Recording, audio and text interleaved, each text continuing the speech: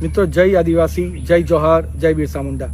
આજે ફક્ત આદિવાસી સમાજના સાંસદ તરીકે નહીં, પણ આદિવાસી સમાજના દીકરા તરીકે હું તમને બાંયધરી આપું છું કે અમારી કેન્દ્ર અને રાજ્ય સરકાર પાર તાપી નર્મદા રિવરલિંક પ્રોજેક્ટ કરવાની નથી।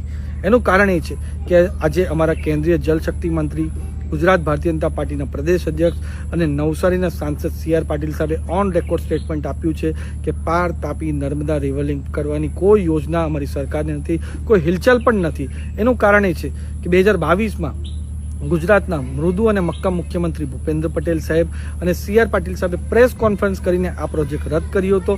એના પછી કોઈ પણ જાતની હિલચાલ આ વસ્તુમાં નથી। પણ 2022માં ગુજરાતના વિધાનસભા ઇલેક્શન થયા, એમાં કોંગ્રેસની ભૂંડી હાર થઈ અને ભારતીય જનતા પાર્ટીનો પ્રચંડ વિજય થયો।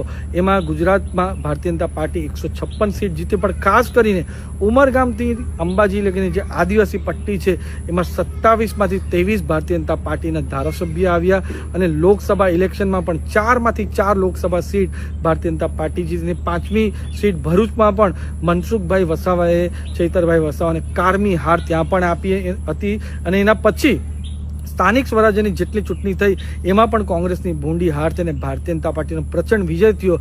એમાં નાસીપાસ થઈને આ કોંગ્રેસે પૂરું આયોજન કર્યું છે અમારા આદિવાસી સમાજને ગેરમાર્ગે દોરીને વોટ કરવાના। પણ હવે અમારો આદિવાસી સમાજ આ કોઈ પણ વાતમાં આવવાની નથી। ભારતીય જનતા પાર્ટી સાથે આદિવાસી સમાજ હંમેશા રહ્યો છે અને આદિવાસી સમાજ સાથે ભારતીય જનતા પાર્ટી રહી છે, એટલે કોઈ પણ જાતના આવા પ્રોપોગેન્ડામાં આવવાના નથી। અમારો સરકાર, ચાહે કેન્દ્ર સરકાર હોય કે રાજ્ય સરકાર હોય, આ કોઈ પણ જાતના આવા કોઈ પણ પ્રોજેક્ટ જ્યાં આદિવાસીઓનું અહિત થાય એવા કામ અમે કરવાના નથી। અમારી સરકાર તો આદિવાસી સમાજનો સારામાં સારો વિકાસ થાય એના માટે કટિબદ્ધ છે। અને તમારા ચેનલના માધ્યમથી હું કોંગ્રેસને કહેવા માંગુ છું કે કેન્દ્ર કે રાજ્ય સરકારનું આવું કોઈ નોટિફિકેશન કે સર્ક્યુલર હોય જ્યાં એમણે જાહેર કર્યું હોય કે પાર તાપી નર્મદા રિવરલિંક પ્રોજેક્ટ કરવાના છે, આટલા પૈસા એલોકેટ કર્યા છે, આ મંત્રાલયે ફાઇનાન્સ મિનિસ્ટ્રીએ પૈસા આપ્યા હોય એવું કોઈ નોટિફિકેશન કે સર્ક્યુલર હોય તો તમે બતાવો, એના પછી તમે રેલી કરજો।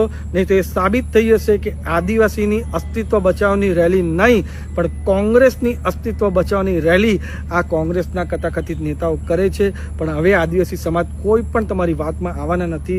આદિવાસી સમાજના લોકોને હું પાછા કહેવા માંગુ છું કે આદિવાસી સમાજનું કોઈ પણ અહિત અમે થવા દેવાના નથી।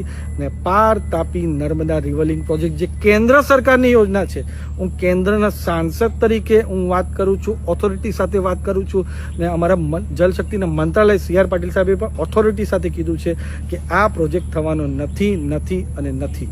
જય આદિવાસી, જય જોહર, જય બિરસા મુંડા।